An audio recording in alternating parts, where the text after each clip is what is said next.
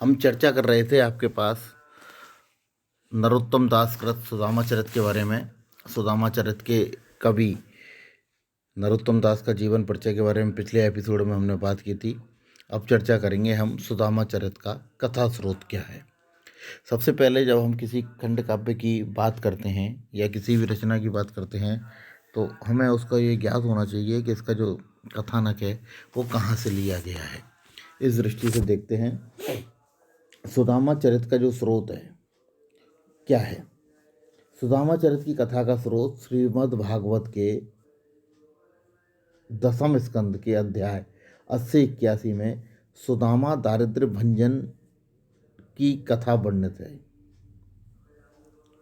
कथा के अनुसार क्या है, इसमें बहुत मामूली कथा है, सब लोग जानते हैं इस चीज़ को, आपने सुना होगा कृष्ण और सुदामा की कथा को।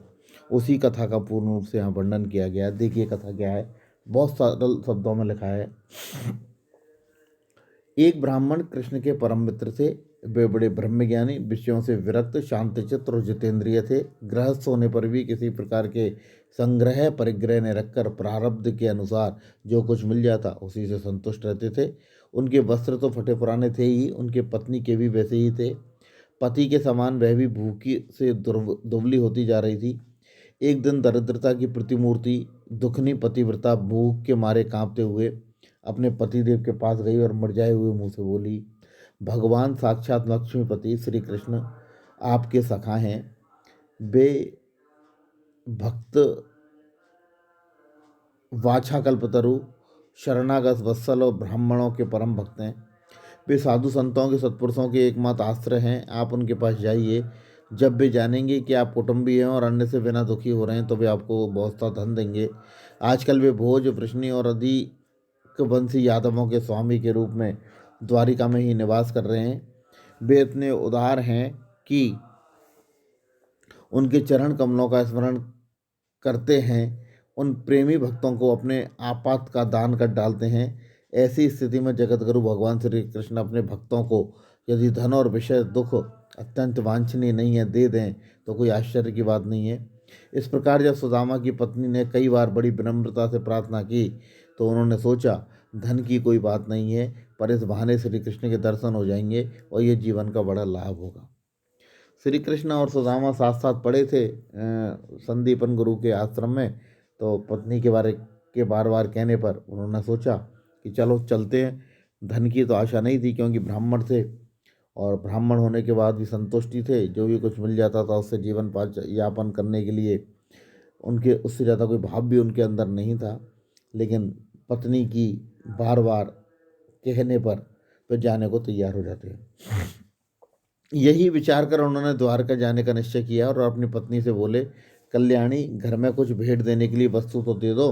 तब सुदामा की पत्नी पास पड़ोस के ब्राह्मण के घर में से 4 मुट्ठी चिवड़े मंगाकर एक कपड़े में बांध दिए और भगवान को भेंट देने के लिए सुदामा को दे दिए। सुदामा उन चिवड़ों को लेकर द्वारका की ओर चल पड़े।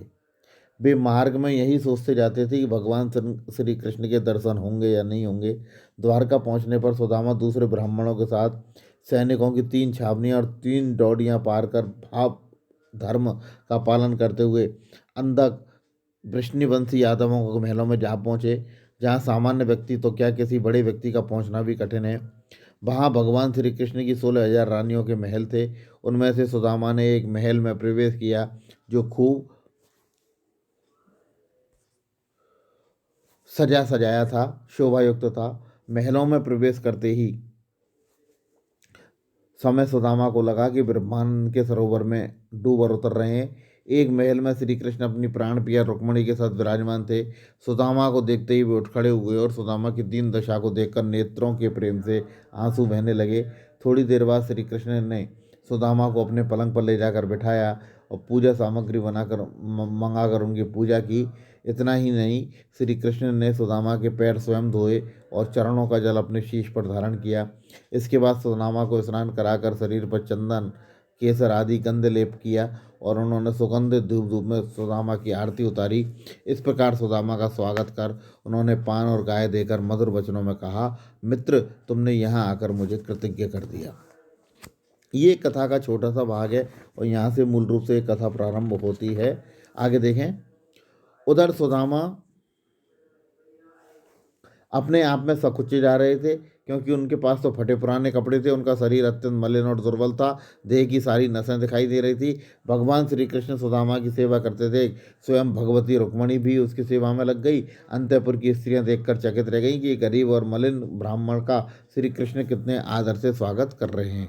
वे परस्पर कहने लगे कि भिखमंगे से लगते गरीब ब्राह्मण में कौन सा पुण्य है कि श्री कृष्ण अपने रनिवास में इसका स्वागत कर रहे हैं। कैसी अचरज की बात है कि रुक्मणी को छोड़कर श्री कृष्ण ने सुदामा को अपने भाई बलराम की तरह आदर के साथ गले लगा लिया है। देखिए, कथा का एक सुंदर वर्णन जो है वो राजा और रंकी की कथा का वर्णन है ये। श्री कृष्ण और सुदामा ने एक दूसरे के हाथ पकड़े और अपने अतीत की घटनाओं में याद कर परस्पर बातें करने लगे। वे उस गुरुकुल की बातें करने लगे जहाँ वे साथ पढ़े थे। श्री कृष्ण ने सुदामा से पूछा कि गुरु दक्षिणा देकर घर लौटने के बाद आपने विवाह किया या नहीं। मैं जानता हूँ आपका चित्त गृहस्थी में रहने के बावजूद विषय भोगों से आसक्त होने वाला नहीं है। मैं यह भी जानता हूँ कि धन आदि में तुम्हारी कोई प्रीति नहीं है। संसार में ऐसे बिरले ही लोग होंगे जो भगवान की माया से निमित्त विषय वासनाओं को त्याग देते हैं। वे केवल लोक शिक्षा के लिए कर्म करते हैं। आप में ये गुण हैं, इसलिए आप वंदनीय हैं। कहने का मतलब है कि जो कथा का मूल स्रोत है वो उसमें ये कथा का आरंभिक भाग है। अब श्री कृष्ण और उसकी कथा के बारे में वर्णन अगले एपिसोड में।